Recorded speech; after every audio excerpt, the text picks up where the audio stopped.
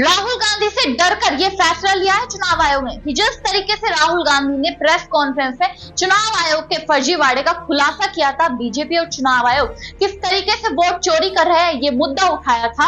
अब चुनाव आयोग उसी मुद्दे से डरकर, अपनी बात से मुकर कर, पीछे हटकर बदलाव करने जा रहा है। देश की जनता के साथ एक और खिलवाड़ करने जा रहा है।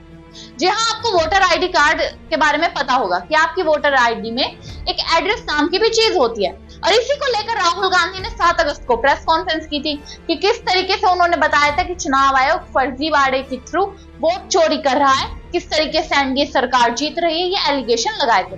तो उसी में एक एड्रेस को लेकर, फेक एड्रेसेस को लेकर, इनवैलिड एड्रेसेस को लेकर सवाल राहुल गांधी ने उठाया था। उन्होंने बताया था कि 40,000 से ज्यादा वोटर्स जो है वो फेक एड्रेसेस और इनवैलिड एड्रेसेस पे है। इनमें से कुछ के हाउस नंबर 0 भी है और कुछ के एक हाउस नंबर पर 60 से 70 लोग भी रह रहे हैं। सेम चीज बिहार के एफआईआर में भी उठकर आती है कि एक हाउस नंबर पर 170-180 लोग रह रहे हैं। Total votes in the assembly of Madhapura 1,250 votes were stolen. They were stolen in 5 different ways. The first way, duplicate voters, one voter appearing multiple times on the voter list, fake and invalid addresses, voters who didn't have addresses or were just fake addresses, bulk voters in single address, one building, 50 people, 60 people, one bedroom house, but we go there, no 50 people living there, no record of those people ever having living there, one family living in that house. Invalid photos, photos which you simply cannot see or no photos existing of theirs on the polling list. And then the most interesting, misuse of Form 6. Form 6 is the form that allows new voters to become voters. So generally Form 6 is anyone who's 18 and above but hasn't voted in the last election, so they should be between 18 and 22, 23 years old. And so now we're going to go into the details and we're going to show you how this was done. तो इसी बात को लेकर जब चुनाव आयोग इसका जवाब देता है तो क्या जवाब देता है? चुनाव आयोग कहता है कि कुछ लोगों के पास, गरीब लोगों के पास घर नहीं होता, तो इसलिए उनका हाउस नंबर 0 रख दिया जाता है और किसी व्यक्ति का 1 से 2 जगह एड्रेस हो सकता है। ये बात चुनाव आयोग ने कही थी। अब चुनाव आयोग अपनी ही इस बात से मुकरता हुआ नजर आ रहा है। क्यों? क्योंकि चुनाव आयोग ने एक फैसला लेने की रणनीति बनाई है। बिहार के एसआईआर मुद्दे के बाद, एसआईआर खत्म होने के बाद, बिहार चुनाव खत्म होने के बाद देश के वोटर आईडी कार्ड में चेंजेस हो गए। चेंजेस कैसे हो गए?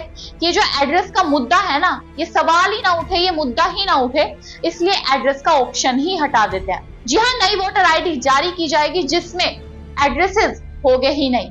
यानी कि आपका कोई भी मकान नंबर हो, मकान नंबर 0 हो, मकान नंबर 100 हो, एक मकान पे 50 लोग रहते हो, 100 लोग रहते हो, कोई भी सवाल उठाए तो अब चुनाव आयोग को इसका जवाब देना नहीं पड़ेगा, क्योंकि आपकी वोटर आईडी कार्ड से एड्रेसेस का जो ऑप्शन है वो हटा दिया जाएगा। और यह पहली बार नहीं हुआ है कि चुनाव आयोग राहुल गांधी से डरा हो। अभी सोमवार को एसआईआर के मुद्दे को लेकर चुनाव आयोग को फटकार भी लगाई गई थी, विपक्ष के मुद्दे को लेकर सुप्रीम कोर्ट द्वारा। सुप्रीम कोर्ट ने कहा कि आप 11 दस्तावेज जो मांग रहे हैं एसआईआर में वेरिफिकेशन के लिए, वोटर आईडी कार्ड वेरिफिकेशन के लिए, उसमें आप 12वां दस्तावेज एड ऑन कीजिए। आधार कार्ड, आधार कार्ड सबके पास होता है, गरीबों के पास पासपोर्ट वगैरह नहीं होंगे, जन्म प्रमाण पत्र नहीं होगा, इसलिए आधार कार्ड को आप ऐड ऑन कीजिए। लेकिन आधार कार्ड आपकी नागरिकता साबित नहीं करेगा, वो सिर्फ आपके पहचान पत्र और जन्म प्रमाण पत्र के तौर पर काम करेगा। ये बात सुप्रीम कोर्ट ने कही। सुप्रीम कोर्ट ने ये टिप्पणी की, जिसके 2 दिन बाद ही अचानक से इलेक्शन कमीशन का यह फैसला सामने आता है कि शायद अब इलेक्शन कमीशन एड्रेस को हटा देगा वोटर आईडी कार्ड से। अब सवाल यहाँ पर ये उठता है कि ये क्या जो फैसला लिया गया है चुनाव आयोग द्वारा, क्या ये राहुल गांधी के उस प्रेस कॉन्फ्रेंस के डर से ही लिया गया है? जो विपक्ष लगातार बीजेपी और चुनाव आयोग पर हमलावार है वोट चोरी के मुद्दे को लेकर, क्या उसी वोट चोरी के डर से ये चुनाव आयोग का फैसला है? आपको क्या लगता है? कमेंट बॉक्स में जरूर बताइएगा। तब तक के लिए नमस्कार।